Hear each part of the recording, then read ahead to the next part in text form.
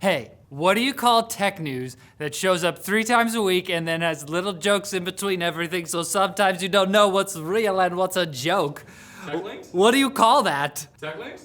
Yes! Ah! AMD's Radeon 7900 series GPUs are just about to hit store shelves, and reviews have given us something to get a little excited about. But First just one. a little. Duck.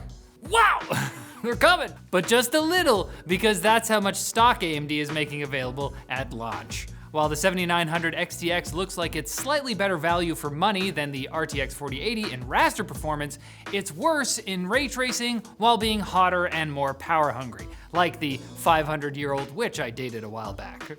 Check out the review on Linus Tech Tips for a fuller story about the graphics card, not the witch. But the perpetual question remains, will you even be able to get an RTX 7000 GPU at launch? Team Red has said that they're planning to ship 200,000 units of the RTX 7900 series. And that might sound like a lot, but that's only a small fraction of the 10 million or so cards overall sold every 3 months. For more perspective, the RTX 4090 sold over 100,000 cards in the weeks after launch, and that's why we mock Team Green more often than Team Red on this channel. If there was a graph mapping product sales to overall mockery allowed, it's like 1-to-1. Did you date the witch so you could get a 7900 XTX?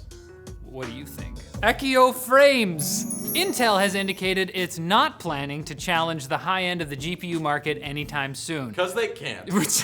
Which may have something to do with the fact that every time AMD tries to do that, this happens. Referring to the previous story. Team Blue is apparently going to be concentrated on the mid-range segment for the foreseeable future, with Intel's head of graphics, Raja Kaduri, saying their customers want a single power connector instead of the complications that come with more powerful cards that might need more juice or connectors than their power supply can handle. Oh no, now there's 2 of them.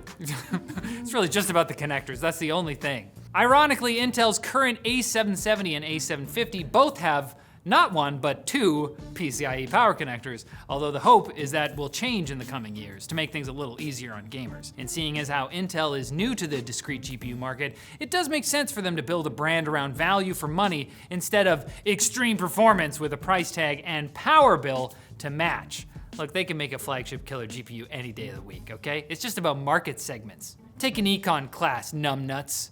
And a Canadian judge has allowed a class action lawsuit to proceed against Epic Games for the crime of knowingly designing Fortnite to be as addictive as possible, as opposed to most other games, which are not addictive at all and frankly barely even fun. The aggrieved parents say their kids aren't sleeping or eating because of how much they've been playing, and they got angry when their parents tried to limit their game time by putting a lock on the computer. Honestly, sounds like the kids should be suing the parents at this point. I mean, just like, those are my video games. The judge in the case has said that Fortnite could have dangers associated with it, drawing parallels with the addictive nature of tobacco that the industry didn't warn its consumers about. But the judge fell short of describing Epic's actions as deliberate. I mean, they could have made the game addictive by accident, like whoopsies.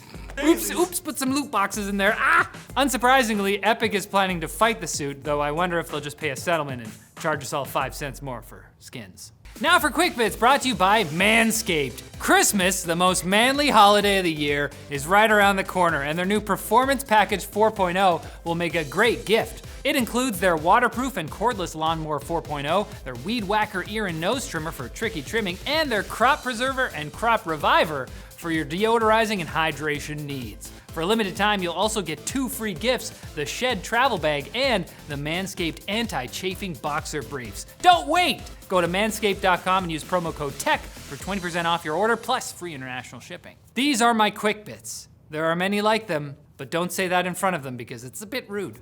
Twitter Blue is back to solve the impersonation issues it caused in the first place, complete with differently colored check marks for businesses, governments, and individuals who may or may not be notable. That's what my check mark says now. You're not notable? We don't know if he's notable, maybe. Regardless, expect to pay more if you sign up on an iPhone. The price is $11 paid through the iOS App Store instead of $8 elsewhere, because it's only right that Apple punishes their user base for not knowing better. I bone. Whoops. If you're in the market for a mid-range CPU, some new benchmarks for the soon-to-be-released Core i5-13400 indicate it's up to 30% faster than its predecessor. Pretty good considering we've gotten used to very incremental improvements between CPU generations. Of course, this is just in Cinebench, so I'd wait until more reviews come out after launch before I fly down to California to personally shake CEO Pat Gelsinger's hand. I always do that when they make good CPUs. Hey man, They never good let me job. through the doors. EVGA famously pulled out of the GPU market before the launch of the RTX 4000 series, but you can actually get your hands on a prototype 4090 that the company made. It's being auctioned off for charity on the EVGA forums, with all proceeds going to St. Jude's Children's Hospital. But be prepared to pony up, as the highest bid was $8,300 US at the time we wrote this. I know the generation of RTX cards are overpriced, but yeesh, jeez Louise, that's steep. I don't know. Microsoft is finally ending all support for Windows 7. Although you might already know the OS stopped getting free security updates a couple years ago, the OS was so popular that Microsoft kept allowing people to pay for updates. This is going away next month, along with Microsoft Edge support for both 7 and 8, which is interesting considering Windows 7 still claims about 10% market share worldwide. I'm sure this will go fine. And are you absolutely sick of getting nailed by lightning bolts and blue shells in Mario Kart at the worst possible time? I would if I had friends. Well, the latest Mario Kart 8 update has finally added the ability to switch items on and off in versus and battle modes like you can do in Super Smash Bros, which is great. But why did it take so long? Probably because Nintendo was too busy coming up with more lawsuits they can make. They're creative. It's their passion. The creative litigation. We can sue this guy. My passion, seeing you come back here for tech news, especially when it's the one after this one on Wednesday. That does the opposite of grind my gears.